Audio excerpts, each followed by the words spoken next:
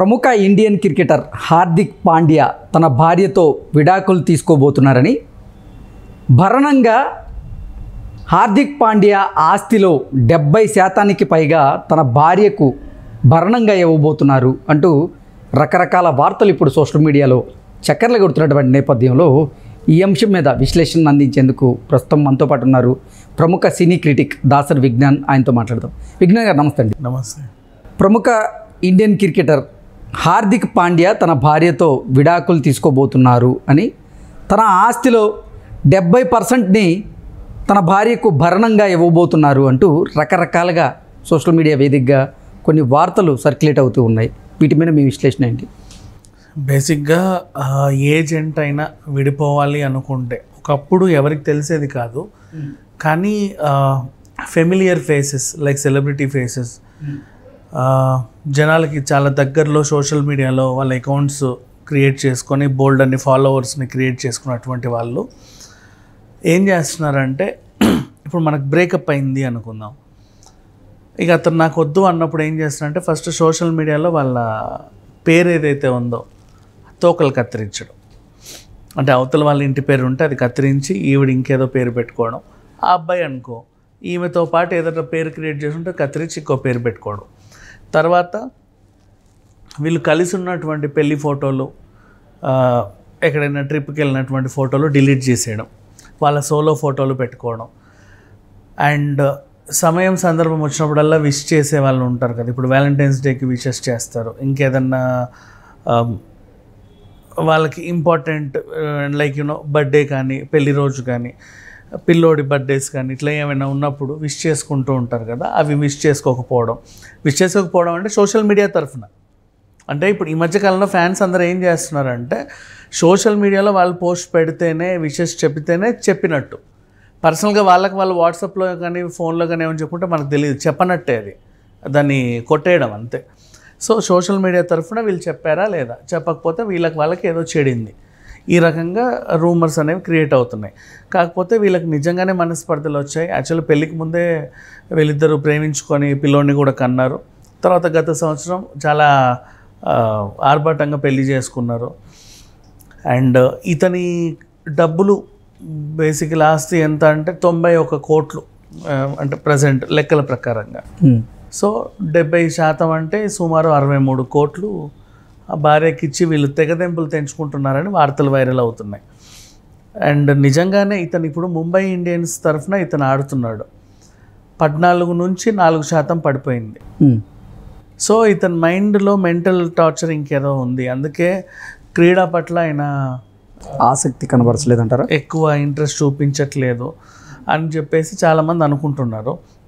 అయితే హార్దిక్ పాండ్యా ఫ్యాన్స్ మాత్రం ఇదంతా ఒట్టిదే, ఆల్రెడీ ముంబై ఇండియన్స్ తరఫున 14 నుంచి 4% పడిపోయాడు కాబట్టి ఎక్కువ ట్రోలింగ్కి గురవుతున్నాడు. ఈ టైంలో భార్య కానీ పిల్లోడి చేత కానీ ఏమన్నా పోస్టులు పెడితే ఇంకా ట్రోల్ అవుతారేమో, వాళ్ళని కూడా లాగుతారేమో అని చెప్పేసి పాండ్యానే వద్దన్నాడు అన్నట్టుగా ఫ్యాన్స్ వాదిస్తున్నారు. బట్ అదేం లేదు, వీళ్ళకి ఎప్పటి నుంచో మనస్పర్ధలు ఉన్నాయి. మనస్పర్ధలు ఎలా వస్తాయి అంటే ఇప్పుడు అంటే వాళ్ళిద్దరూ అసలు వివాహానికంటే ముందు కూడా వాళ్ళు లివింగ్లో ఉన్నారు. ఆవిడ ప్రెగ్నెంట్గా ఉన్న టైంలో, ఆవిడ డెలివరీ అయిపోయిన తర్వాతే ఇప్పుడు హార్దిక్ పాండ్యా ఆవిడ ఇద్దరు వివాహం చేసుకోవడం జరిగింది. అంటే పిల్లవాడి సాక్షిగా వివాహం చేసుకున్నారు. ఇద్దరు ఒకరినొకరు ఎంతో ప్రేమించుకున్నారు, ఇష్టపడ్డారు, కలిసి తిరిగారు.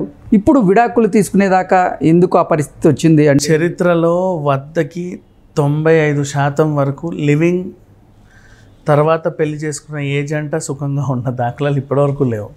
హార్డ్లీ 2-3 సంవత్సరాల తర్వాత విడాకులు తీసుకున్న వాళ్ళే ఉన్నారు. లివింగ్లోనే ఉన్న వాళ్ళు కంటిన్యూ అవుతున్నారు. ఫర్ ఎగ్జాంపుల్ మలైకా అండ్ మన కపూర్ పిల్లోడ్ లాగా, వాళ్ళు ఎప్పటి నుంచో లివింగ్లో ఉన్నారు, they are continuing the relationship. Okay, అంటే మలైకా అరోరా అండ్ అర్జున్ కపూర్. కానీ లివింగ్లో ఉన్న తర్వాత పెళ్లి చేసుకుంటారు చూసారా, ఎప్పుడైతే పెళ్ళి అంటే పెళ్ళి ఈజ్ నథింగ్ బట్టే ఒక స్టాంప్, ఒక వాళ్ళకి రిజిస్టర్ చేయించుకున్నట్టే.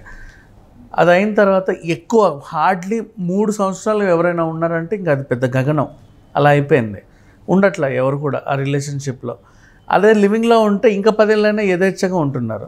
మరి వీళ్ళకి పెళ్ళి అనేది ఎందుకు అడ్డుగోడలో మారిందో తెలియట్లా. అంటే లివింగ్లో ఉన్నప్పుడు ఈవిడితో పాటు ఇంకెవరితోనైనా ఉండొచ్చు, పెళ్ళి అయితే వీళ్ళకే నేను అంకితం అయిపోవాలి అనే ఒక ఫీలింగ్ ఉందో లేకపోతే తెలియదు, కానీ మోస్ట్లీ చాలామంది లివింగ్లో ఉన్న తర్వాత పెళ్ళి చేసుకుంటే 2 నుంచి 3 ఏళ్ల లోపే విడిపోతున్నారు. ఇక ఈ జంట కూడా దానికేం తక్కువ కాదు. లివింగ్లో ఉన్నప్పుడు బాగానే ఉన్నారు, పిల్లల్ని కన్నారు, అండ్ ఇతను కూడా బిజీగానే ఉన్నాడు. అండ్ ఈమె ఈ మధ్యకాలంలో ఈయన మ్యాచ్లకు రాకపోవడం, అండ్ వ్యాలంటైన్స్ డేకి టైంకి విషెస్ చెప్పకపోవడం, ఇతను సోలోగా వాళ్ళ కొడుకుతో ఫోటోలు దిగడం, ఆమె సోలోగా ఏవేవో పోస్టులు పెట్టడం. అండ్ ఐపీఎల్కి ఇంతకుముందు వచ్చేది, కూర్చొని ఏదో గుంపులో చప్పట్లు కొట్టడానికి వచ్చేది. ఈ మధ్య రావట్ల లాస్ట్ నుంచి. ఇప్పుడు నెక్స్ట్ మళ్ళీ జూన్ నుంచి నాకు వరల్డ్ కప్ ఉంది. మరి ఈ మెంటల్ టెన్షన్తో ఆయన అది లీడ్ చేయగలడా లేదా అంటే, ఇప్పుడు ఇది ఎలా ఉందంటే ఈయన కెరీర్ ప్రమాదంలో పడింది. సైకాలజిస్టులు ఏమంటున్నారంటే ఇతను మానసికంగా సరిగ్గా లేడు, అందుకే ముంబై ఇండియన్స్ 14 నుంచి 4కి పడిపోయింది. ఇప్పుడు నెక్స్ట్ మీరు వరల్డ్ కప్ ఆడిస్తే అంతే సంగతి. ఏ టీం నుంచి ఆడినా సరే ఖచ్చితంగా 1-2 రన్లు, 1 ఓవర్ 2 ఓవర్ల కంటే మించి ఆడినా వచ్చేస్తాడు వెనక్కి. ఇతన్ని తీసుకోకండి అని బీసీసీఐ వాళ్ళు ఆలోచనలో పడే స్థాయికి వచ్చింది. సో రూమర్స్ అంటే ఏదైనా సిచ్యువేషన్ని ఎదుర్కోగలగడంలో హార్దిక్ పాండ్యా ముందుంటాడు. గతంలో కూడా చూసినట్లయితే పాకిస్తాన్తో మ్యాచ్ జరిగేటప్పుడు అతను గాయపడ్డం తర్వాత ఆయన ఇండియా టీంకి దూరం అవ్వడం, తర్వాత మళ్ళీ ఇండియా టీంలోకి వచ్చి మళ్ళీ పాకిస్తాన్ మీద ఆయన బాగా ఆడి ఎవరైతే ఆయన్ని అవహేళన చేశారో వారి ముందే మళ్ళీ ఆయన ఆట తీరుని ప్రదర్శించడం, ఇవన్నీ చూస్తూ ఉంటే అంటే ఏదైనా సిచ్యువేషన్ని ఎదుర్కోగల సత్తా హార్దిక్ పాండ్యాకి ఉంది అంటూ వాళ్ళ ఫ్యాన్స్ చెప్తున్నటువంటి నేపథ్యంలో అసలు ఏంటి అంటే ఈ మానసిక పరిస్థితుల్ని ఆయన ఎదుర్కొని ముందుకు వెళ్ళగలడా? అంటే అప్పట్లో శారీరకంగా గాయపడ్డాడు, ఎదుర్కొని మళ్ళీ ముందుకు వచ్చాడు, బాగానే ఆడుతున్నాడు, బాగానే ఉంది. అతను శారీరకంగా గాయపడ్డ తర్వాత ఇప్పుడు మానసికంగా గాయపడ్డాడు. అంటే హార్దిక్ పాండ్యా కెరీర్ ఎలా ఉందో చూడు. అప్పుడు ఆ టైంలో శారీరకంగా గాయపడ్డాడు, సరే కోలుకున్నాడు, బాగానే ఉంది, మళ్ళీ టీంలోకి వచ్చాడు, ఆడుతున్నాడు, అండ్ తన బెస్ట్ ఇస్తున్నాడు. ఈలోపు మానసికంగా మళ్ళీ కుంగిపోయాడు.